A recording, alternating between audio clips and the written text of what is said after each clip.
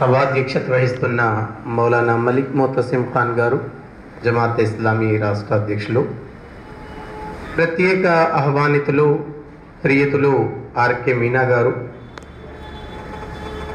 అదేవిధంగా వేదికపై ఆసీనులై ఉన్న పెద్దలు, రాజకీయ నాయకులు, న్యాయవాదులు, మరి ముఖ్యంగా ఈ కార్యక్రమంలో పెద్ద సంఖ్యలో హాజరై ఉన్న హిందూ, ముస్లిం, క్రైస్తవ సోదరులారా, మహాశైలారా,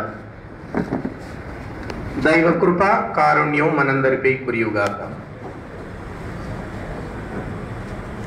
మహాశైలారా, నేటి కార్యక్రమ బ్యానర్ మనకు స్పష్టంగా చెప్తుంది, ఇది ఈద్ మిలాద్ కార్యక్రమం అని. ఈద్ మిలాద్ అనే పదబంధంలో రెండు పదాలు ఉన్నాయి. ఒకటి ఈద్, రెండవది మిలాద్. ఈద్ అంటే పండుగ, మిలాద్ అంటే కలయిక. ఏ ఈద్నైతే గత 11వ తేదీన 3 రోజుల క్రితం ముస్లిం మిత్రులు యావత్ భారతదేశంలో, ఆ మాటకు చెప్పాలంటే దాదాపు పూర్తి ప్రపంచంలో రంజాన్ పండుగను గడుపుకోవటం జరిగిందో, మహాశైలారా, ఆనాడు ముస్లింలు ఆ పండుగ యొక్క ఉత్సవాన్ని లేక ఆనందాన్ని పంచుకున్నారు. నేటి ఈ కార్యక్రమం ఏంటంటే, ఏ ఆనందాన్ని, ఏ ఉత్సవాన్ని, ఏ ఉల్లాసాన్ని అయితే ముస్లిం సోదరులు ఆ రోజు పంచుకున్నారో, అదే ఆనందాన్ని, అదే ఉత్సాహాన్ని, అదే ఉల్లాసాన్ని ముస్లిమేతర సోదరులైన హిందువులు, క్రైస్తవ సోదరులతో కూడా పంచుకుందాము అనే సదుద్దేశంతో నేటి ఈ కార్యక్రమాన్ని జమాతే ఇస్లామీ హింద్ ఇక్కడ నిర్వహించుకోవడం జరుగుతుంది. మహాశైలారా, భారతదేశం ఒక ప్లూరల్ సొసైటీ మనందరికీ తెలుసు. భారతదేశంలో గత 100ల సంవత్సరాలుగా ఇక్కడ హిందువులు, ముస్లింలు, క్రైస్తవులు అన్నదమ్ముల్లా, భాయిలా జీవిస్తున్నారు. అదే వాతావరణం, అదే పరిస్థితి, అదే సమాజాన్ని మనం కొనసాగించాలి అంటే నేడు ఏ కార్యక్రమం అయితే మనం నిర్వహించుకుంటున్నామో ఇలాంటి కార్యక్రమాలు ఇంకా పెద్ద సంఖ్యలో నిర్వహించుకోవాలి. ఇతరేతర సంస్థలు, ఇతరేతర ధార్మిక మతాల వారికి కూడా ఇలాంటి మరి కార్యక్రమాలు నిర్వహించుకోవాల్సిన అవసరం ఉంది. మరి ముఖ్యంగా చెప్పాలి అంటే, మరి ఈద్ మిలాద్ గురించి కొన్ని విషయాలు చెప్పాలి అని నిర్వాహకులు నన్ను కోరారు. అసలు ఈద్ ఎందుకు నిర్వహించుకుంటున్నారు అంటే, గత నెల రంజాన్ నెలలో 30 రోజులు ఉపవాసాలు ఉంచారు.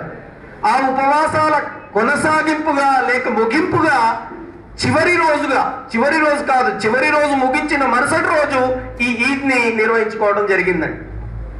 మీ అందరికీ తెలుసు, ఉపవాసాలు ఉదయం 4:30 గంటల నుండి సాయంత్రం 6:30 గంటల వరకు దాదాపు 14 గంటలు.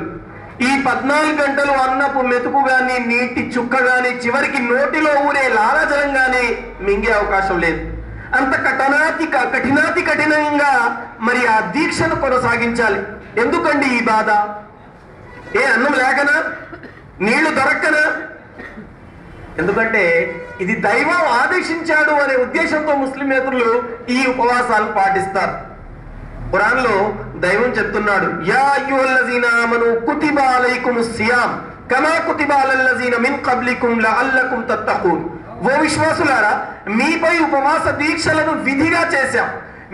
మీకు పూర్వం గతించిన జాతులపై కూడా ఈ ఉపవాస వ్రతాలను మేము విధిగా చేశాం. కారణం ఏంటంటే, మీలో దైవ భీతి రావాలి, దైవ చింతన రావాలి, దైవ పరాయణత రావాలి. అంటే ఎప్పుడైతే ఒక ముస్లిం ఉపవాసాన్ని పాటిస్తాడో తప్పనిసరిగా అతనికి రావాల్సిన ఒక అద్భుతమైన గుణం ఏంటంటే, దైవం నన్ను చూస్తున్నాడు, వహువ సమీఉల్ బసీర్ వహువ సమీఉల్ అలీం అనే విషయాన్ని ఒక విశ్వాసి హృదయంలో, మనోమస్తిష్కంలో రావాలి అని అంటున్నాడు దైవం. అంటే దైవం చూస్తున్నాడు అంటే అర్థం ఏంటంటే ఆయన కనుసైగల్లో నేనున్నాను, నేను చేస్తున్నది ప్రతిదీ ఆయన గమనిస్తున్నాడు. ఒకరోజు చివరిగా నేను ఆయన దగ్గరికి వెళ్తాను, అప్పుడు నా లెక్క తీసుకోవడం జరుగుతుంది అనే భావన తప్పనిసరిగా ఒక విశ్వాసి హృదయంలో, మనోమస్తిష్కాల్లో రావాలి, వచ్చి తీరాలి. వస్తేనే అది ఉపవాసం. కాకపోతే అలాంటి మరి ఆకలి బాధ ఎంత మాత్రం అవసరం లేదు అంటున్నాడు అల్లాహ్ తబారక తఆలా. అల్లా అంటే ఇది యూజువల్ గా మనం ఏమనుకుంటామంటే అది సాయిబుల దేవుడు అనుకుంటామండి. It's not the name meant for the God of Muslims. Allah is the name given for the Creator who is eligible to get all the worships of the humanity. అల్లా అనే పదానికి అర్థం ఏంటంటే ఆయన పూజకు పురస్కారాలకు అధిపతి. ఆయన పూజించే అవకాశం, ఆయన పూజించవలసిన ఉన్నతమైన వ్యక్తిత్వం కలిగిన మహాశక్తి అని అర్థం. యూజువల్ గా ముస్లింలు కూడా ఏమనుకుంటారంటే అల్లా అంటే ముస్లింల దేవుడు అనుకుంటారు. No, Allah is the God of all entire humanity అనే విషయాన్ని మరి ముస్లింలు ఈ ఉపవాసంలో నేర్చుకోవడం జరుగుతుంది. మహాశైలారా, ఉపవాసం వల్ల యూజువల్ గా ఏ పని చేసినా సమాజానికి హితం ఉండాలండి. ఏ పని జరిగినా, ఏ ధర్మాన్ని చూసినా, హిందూయిజాన్ని, క్రైస్తవత్వాన్ని, జైన మతాన్ని, బుద్ధ మతాన్ని, ఇంకా ఏ మతాన్ని కూడా చూడండి, అందులో సమాజపు యాంగిల్ ఏదైతే ఉందో, సోషల్ యాంగిల్, సోషల్ ఆస్పెక్ట్ ఏదైతే ఉందో అది చాలా పవర్ఫుల్ గా ఉంటుందండి. ఉపవాసం ఉండటం వల్ల ఒక వ్యక్తికి ఆకలి బాధ తెలుస్తుంది. ఏకీభవిస్తారా నాతో? ఆకలి బాధ తెలుస్తుందండి. Taste of hunger. Taste of hunger అంటే ఆకలికి కూడా ఒక రుచి ఉంటుంది. ఆ రుచి కేవలం ఉపవాసికి మాత్రమే తెలుస్తుంది. అయితే ఏంటి? సరే, టేస్ట్ ఆఫ్ హంగర్ వచ్చింది, వస్తే ఎవరి కోసం అంటే సోషల్ యాంగిల్లో ఎప్పుడైతే మనం గమనిస్తామో అప్పుడు ఆ ఆకలి బాధ వల్ల తన తోటివాడు ఎప్పుడైతే ఆకలి బాధతో అలమటించిపోతున్నాడో అతని యొక్క ఆకలి తీర్చాలి అనే ఆలోచన ఇతని మనోమస్తిష్కంలో కదులుతూ వస్తుంది. తద్వారా అతను తన ధనంలో నుండి తప్పనిసరిగా ఆ సమాజంలో ఉన్న నిరుపేదలకు, కడుబీదలకు, అనాథలకు, వితంతువులకు, అనాథులకు తన సంపాదన నుండి తప్పనిసరిగా కొంచెం ఇచ్చే ప్రయత్నం చేస్తాడు. ఆ ఆలోచన కూడా రావాలి. ఒక విషయం ఏంటంటే, మీరు బహుశా ఒక పదాన్ని వినుంటారండి, ఫిత్రా అని. ఫిత్రా అనే ఒక పదాన్ని, అరబీ పదం అది.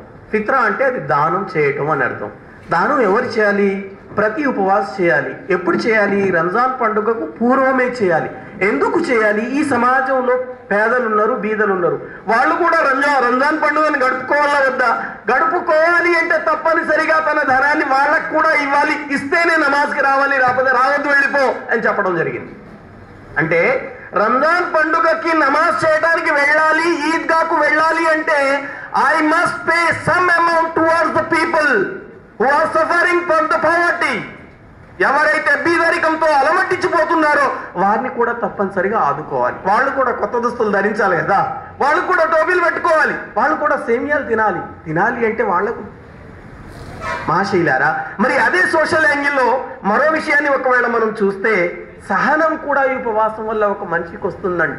14 గంటలు తినకుండా ఉంటే, ముఖ్యంగా ఉదయం 4 గంటలకు లేచి తినాలి అంటే అది ఒక క్రమశిక్షణ అండి. ఇక్కడ గౌరవనీయులు ఐపీఎస్ అధికారి అయిన మరి ఆర్కే మీనా గారు ఇక్కడ ఉన్నారు. పోలీస్ డిపార్ట్మెంట్ కానీ, ఆర్మీ కానీ ఒకవేళ చూస్తే అందులో చాలా కఠినమైన క్రమశిక్షణ ఉంటుంది. ఒక్కసారి ఆలోచించండి, ఉదయం 4 గంటలకు లేచి భోజనం చేయాలంటే ఎలాంటి పరిస్థితులు ఉంటుంది? 2 గంటలకు మంచి ఆకలేస్తుంది, అయినా తినకూడదు అనే నిబంధన ఉంది. 6:30 గంటలకు ఉండాలి అంటే ఒక అద్భుతమైన క్రమశిక్షణకు మనిషి అలవాటు పడిపోతాడు. ప్రతిరోజు 5 పూటలు నమాజ్ చేయాలి. రాత్రి పూట దాదాపు 1.5 గంటలు నిలబడి మరి ఒక 50 సార్లు సాష్టాంగ నమస్కారం చేస్తూ సాష్టాంగ పడి మరీ నమాజ్ కొనసాగించాలి. అప్పుడే ఆ ఉపవాసం అనేది కొనసాగించబడుతుంది. మహాశైలారా, ఇక్కడ చాలా మంది విద్యార్థులు ఉన్నారు. ఇక్కడ చాలా హాస్టల్స్ లో మరి విద్యను నేర్చుకుంటున్న విద్యార్థులు కూడా ఇక్కడ ఉన్నారు. విద్యార్థులారా, ముఖ్యంగా ఒక విషయం మిమ్మల్ని మరి సంబోధిస్తూ చెప్పదలుచుకుంటున్నాను. అదేంటంటే, ఉపవాసం వల్ల మనిషి క్రమశిక్షణ వస్తుందండి. క్రమశిక్షణ వల్లే ఏ వ్యక్తి అయినా, ఐఏఎస్ ఆఫీసర్ అయినా, ఐపీఎస్ ఆఫీసర్ అయినా, ఇంకా ఉన్నతమైన హోదాకి వెళ్ళాలి అంటే మనిషి జీవితంలో క్రమశిక్షణ రావాలి. క్రమశిక్షణని ఈ ఉపవాసం నేర్పుతుంది. అదే క్రమశిక్షణని ఒక